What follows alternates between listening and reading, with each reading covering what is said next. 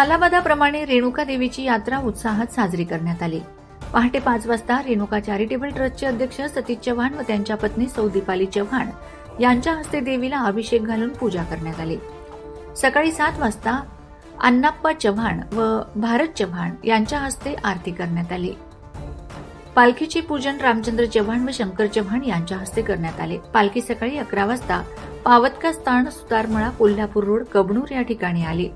पावतका स्थान या ठिकाणी पालखी भेट देऊन महालिंग मळा बाड्याचा मळा या ठिकाणी सालाबादाप्रमाणे माहेर करून घेण्यासाठी निघाली। यशवंत कॉलनीतून बाड्याचा मळा येथे पालखी आल्यानंतर माहेरचे मानकरी गजानन पाटील, किशोर पाटील व इतर सर्व पाटील परिवारातील पुरुष महिला वर्गांनी पालखीचे स्वागत केले। सर्व पाटील परिवाराच्या वतीने देवीला माहेर करण्यात आले।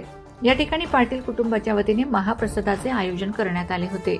रेणुका देवीची पालखी तेथून खोचके, स्वामी, छोटूदेव मामा, पाटील, कोरे या कुटुंबांच्याकडे माहेर करून घेण्यासाठी निघाले। हे सर्व माहेर करून घेऊन सायंकाळी 6 वाजता पालखी परत पावतका स्थान या ठिकाणी परत आली।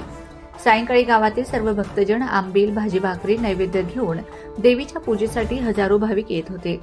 रात्री 7:30 वाजता भारतीय जनता पार्टीचे ग्रामीण मंडल उपाध्यक्ष बाळासाहेब माने व त्यांच्या पत्नी वैशाली माने यांच्या हस्ते व सरपंच सुलोचना कट्टी, बबन केटकाळे, निलेश पाटील, सुधीर पाटील, किशोर पाटील, गजानन पाटील, रजनी गुरव, सुनील काडप्पा, शोभा पोवार, माजी सरपंच यांच्या उपस्थितीत रेणुका देवीची आरती करण्यात आली।